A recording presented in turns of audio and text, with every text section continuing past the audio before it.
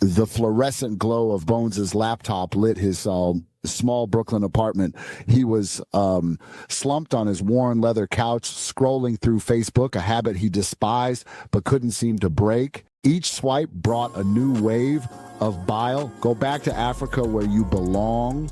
Affirmative action is reverse discrimination. All lives matter. These comments felt like sucker punches, words typed carelessly or cruelly by faceless accounts, but they carried weight like stones thrown into humanity's fragile glass house. Bones had grown tired of passively reporting the comments, only for platforms to reply with scripted apathy. This doesn't violate our community standards. What community were they protecting? Not his. Born and raised in Atlanta, Bones had grown up steeped in stories of his father's civil rights marches and his grandmother's whispered recollections of fleeing Jim Crow violence.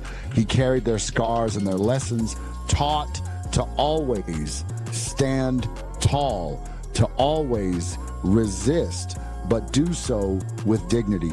He turned to God for peace in moments of rage, but lately he felt as though even the heavens were silent. That night, after another scroll session of venomous comments, something shifted in him. Bones closed his laptop and stared at the ceiling fan rotating lazily above him. He was done waiting for divine justice or social media moderators. Enough was enough. He would track him down. This wasn't about vengeance, he told himself. It was about calling them into account. Bones was no tech genius, but he knew his way around a search bar. Many of these commenters were sloppy. Their Facebook profiles were public, littered with personal details, cities, workplaces, connections, a little Googling, some cross-references, and in no time, Bones had a spreadsheet of names. The first name on the list was Rick Daniels, a middle-aged man from Ohio. Rick had commented on a story about police reform with the phrase, "Black people are inherently violent. You brought this on yourselves." Bones's jaw had clenched reading it. Can I? Rick Daniels? Your name's on the lease to this house. Your Facebook picture's public. What do you? Why'd you? You remember. Do you have anything to say to me now? I want you to look me in the eye, a black man, and repeat what you said. Here I am. Same black man you called violent, but I'm not here to hurt you. All I want is for you to look me in the eye and explain. Be honest, what are you afraid of? Why do you hate me without knowing me? I was angry. I don't know. Think about that.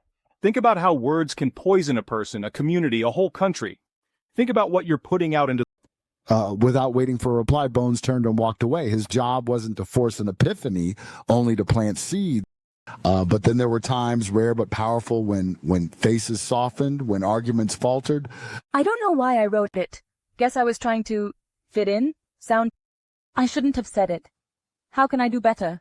Bones didn't forgive easily. He believed forgiveness wasn't always his burden. Bones never shared his mission on social media. He didn't brag about the faces he confronted or the tears he witnessed. To him, this was personal, a way of reclaiming his dignity, one comment at a time. Was it a perfect solution? Definitely not. He knew he couldn't solve systemic racism or uproot hatred in a single interaction, but he believed in the power of personal accountability. Some would change, the others would stay the same. At least they'd seen him, seen his humanity. And for Bones, that was enough to ignite change. One soul